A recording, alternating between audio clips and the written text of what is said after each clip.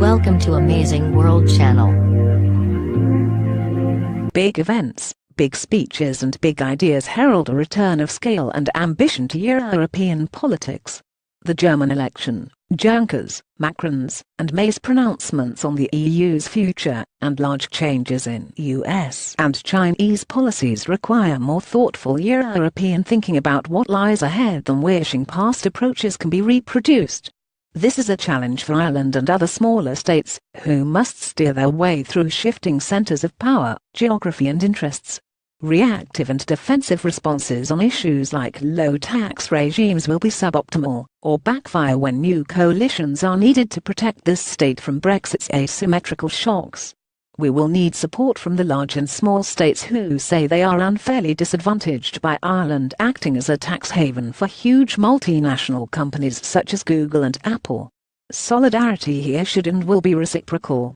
It cannot be automatically assumed when, or if the Brexit negotiations play out into a second phase dealing with the UK's future trade and political relations with the EU. Macron dares Europeans to think big, if they are to weather global geopolitical changes and maintain geo-economic competitiveness with the US and China. Ireland must navigate through this period first with qualified majority voting, and later through unanimity, if the transition now sought by the British is to be agreed. At each stage, other interests needing reciprocity will shake out. Muddling through will not work again in these new circumstances, even if there is a temptation not to meddle with existing EU policies which seem to have stabilized the euro, or dealt with migration and terrorism. The agenda set out for this week's informal EU summit in Tallinn by Donald Tusk seeks a more ambitious redesign of policies, and even of institutions, to deal with these and future crises. The intellectual initiative was seized by Emmanuel Macron in his radical speech this week at the Sorbonne on the future of European integration. It built substantially on his previous ideas put forward in Berlin and on the French campaign trail. Macron dares Europeans to think big, if they are to weather global geopolitical changes and maintain geo-economic competitiveness with the US and China. This French attempt to reframe the EU's debate could well succeed by putting many bold new ideas on the agenda. It contains a welcome appeal for greater citizenship and democracy, as well as reaching out to Italians and other southern Europeans.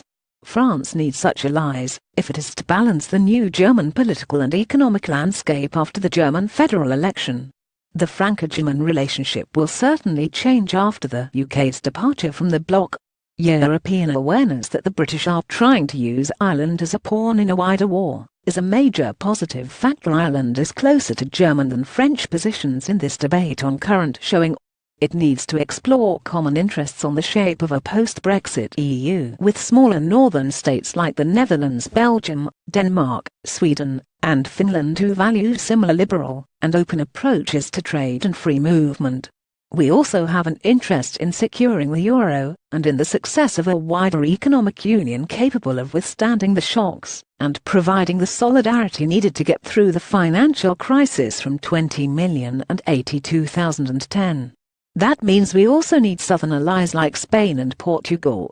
The latest Eurobarometer 87 poll shows public opinion here in a relatively optimistic mood, with somewhat less than the EU average support for a common defence and security union 67% against 75% and support for a common foreign policy in line with the EU average of 67%.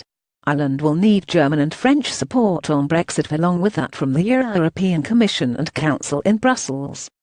The success in getting this country's concerns inserted as an issue along with EU citizens' interests and the British divorce bill in the first stage of the Brexit talks means they are allies in securing a unique outcome for Northern Ireland and this state.